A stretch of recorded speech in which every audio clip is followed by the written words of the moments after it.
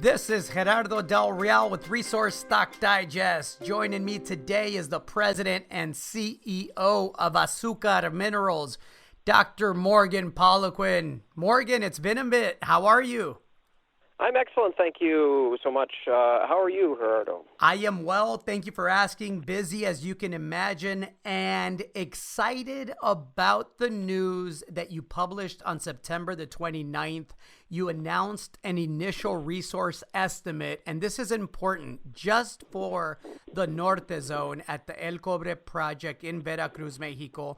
I think it took most people by surprise. I know it took a lot of people by surprise because I had several email and call me. Let me provide a brief overview. You outlined 1.2 million ounces gold equivalent in the indicated category and 1.4 million ounces in the inferred category.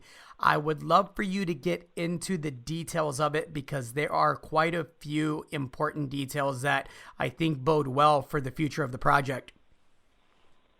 Thank you very much. Really appreciate this opportunity as always. Well, look, we have obviously, I've championed this project and for a long time, and this a part of the project, the Norte Zone, is not the first area where we found porphyry mineralization. There's, just for new listeners, this is, we think a district scale target. And what we mean by that is we have alteration, the rocks that indicate that porphyry system and related hopefully mineralization, like at the Norte Zone, we found that type of stuff over 4 to 5 kilometers, and there's multiple targets in there, and we've drilled a number of them, and the Norte is certainly the most advanced. It's the first to have a porphyry gold copper resource on it here as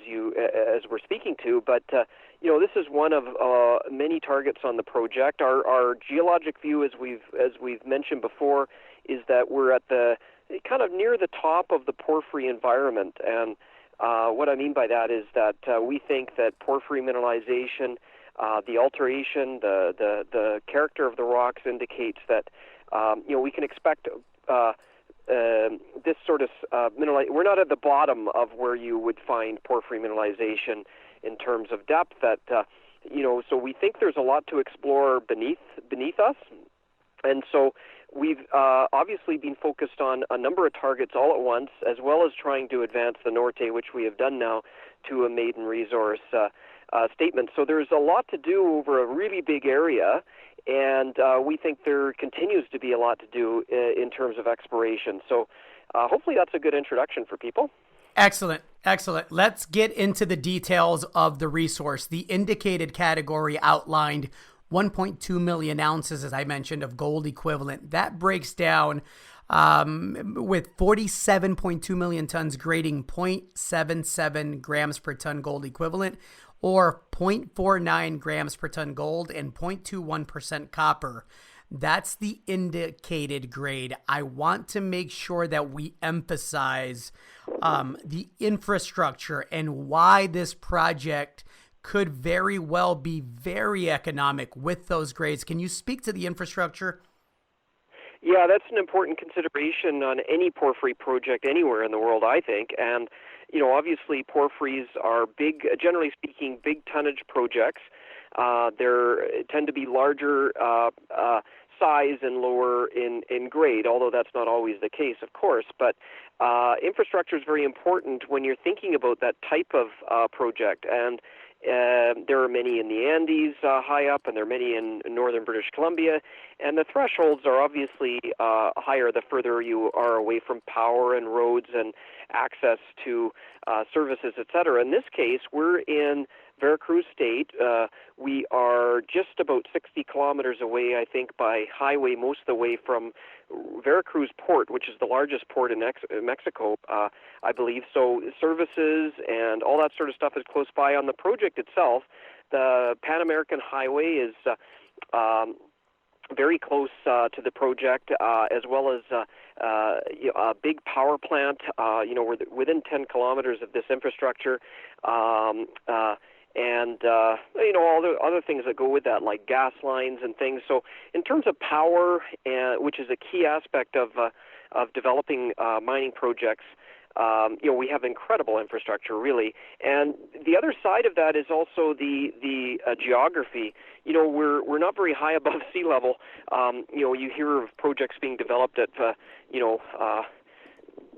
20,000 feet or 5,000 meters or whatever, sometimes in the Andes, and we're just a couple hundred meters, 200 meters roughly, above sea level. So this is a project that is blessed with very good infrastructure. You mentioned in the release that the project is looked at as possibly an open pit mineable project. Can you speak to that? Yeah, obviously, our independent consultants, have reviewed the potential of any resource has to be reviewed with respect to how you could develop it, and that's obviously the term is kind of floated a pit over this. So obviously, this is the Norte zone comes to surface, and basically the drilling has basically traced it to. We found it with soil samples that had high copper and gold, and originally is how it was found by one of our work programs that was done with one of our previous partners. So, this has got near surface potential, and we see obviously, and we see that across the project itself. We think that there is the potential for deeper targets, and we've been chasing them, and we've had results that are indicative of deeper porphyry mineralization as well.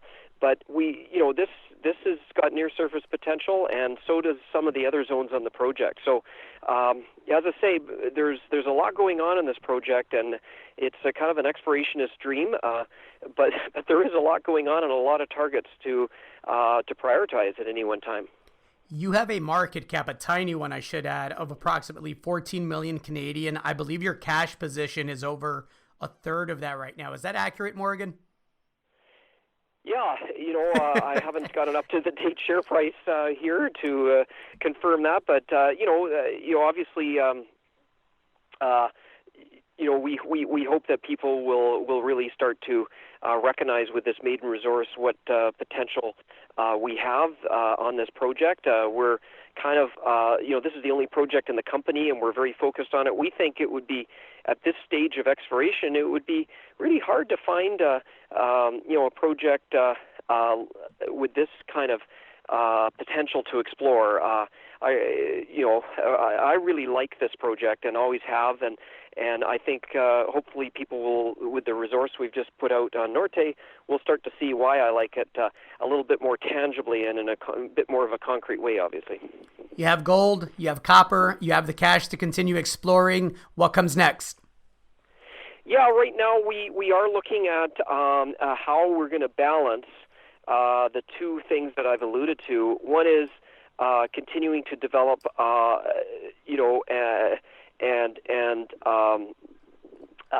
de-risk and explore the already known targets, those merit their own work programs, I believe. But at the same time, we think that there are still untested areas of the property. This is a very, very large footprint, and there is what we call hydrothermal alteration, where the hot fluids that have brought in the copper and the gold in the porphyry environment have affected the rock over quite a large area. We're excited about that big footprint, and we think there could be things that we as yet haven't found.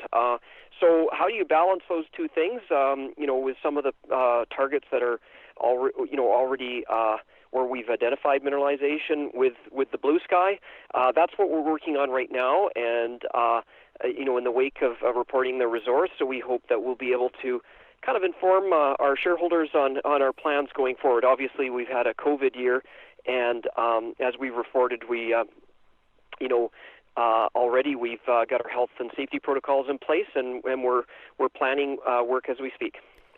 In 2018, the stock traded near the $2 level. I believe if you keep being successful with the drill bit and continue to add pounds of copper and ounces of gold, we could very well be headed to another round trip. Morgan, anything else you'd like to add?